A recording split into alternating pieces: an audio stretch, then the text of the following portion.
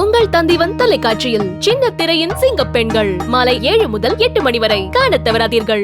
சென்னை அடுத்த பெரும்பாக்கத்தில் நடந்த கிராம சபை கூட்டத்தில் அதிகாரிகளிடம் பொதுமக்கள் வாக்குவாதத்தில் ஈடுபட்டு சரமாரியாக கேள்விகளை எழுப்பினர்.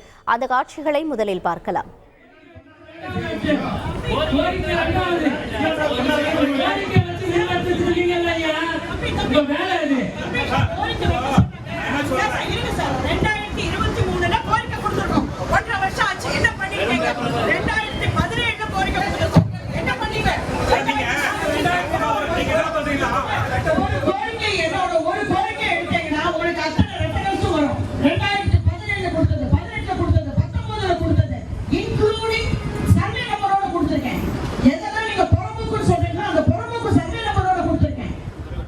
கூடுதல் தகவல்களை செய்தியாளர் கசாலியிடம் கேட்கலாம்.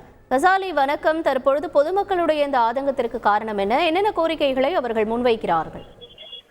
சென்னை அடுத்த பெரும்பாக்கம் ஊராட்சியில் கிராம சபை கூட்டம் அதன் தலைவர் சுகாசினி ரங்கராஜன் தலைமையில் நடந்தது. இதுல அந்த பெரும்பாக்கம் பகுதியில் கடந்த 10 ஆண்டுகளாக மழைக்காலங்களில் பெருமளவில் பாதிக்கப்படுவதாகவும் குடியிருப்புகள் எல்லாம் மழைநீர் புகுந்து விடுவதால் பொருட்கள் அனைத்தும் சேதமடைந்தும் ஒவ்வொரு ஆண்டும் நாங்கள் பொருட்களை புதுசாக வாங்க வேண்டியிருக்கிறது. இதனால் இந்த மழை வெள்ளத்திலிருந்து பாதிப்பிலிருந்து பாதுகாக்க நிரந்தரமாக மழைநீர் வடிகால்வாய்கள் அமைக்கப்பட வேண்டும். அந்த கால்வாய்கள் குடியிருப்பு பகுதியில் வராமல் இருப்பதற்காக தடுப்பு சுவர்கள் அமைத்து அந்த தண்ணீரை வெளியேற்ற வேண்டும் என்ற கோரிக்கையை முன்வைத்து அவர்கள் கோஷம் எழுப்பினார்கள். கடந்த 2 ஆண்டுகளாக இதுக்கான திட்டங்கள் தீட்டப்பட்டிருக்கு. ஆனால் பணிகளை ஆரம்பிக்கப்படவில்லை. இந்த பணிகளை ஆரம்பிக்கப்பட வேண்டும். மாவட்ட கலெக்டர் பிடிஓக்கள் வர வேண்டும் என்று அவர்கள் பதாகைகளை ஏற்றி தங்களுடைய போராட்டங்களை நடத்தினார்கள். ரைட், உங்களுடைய தகவல்களுக்கு நன்றி கசாலி. உங்கள் தந்திவன் தொலைக்காட்சியில் சின்ன திரையின் சிங்க பெண்கள் மாலை 7 முதல் 8 மணி வரை காணத் தவறாதீர்கள்.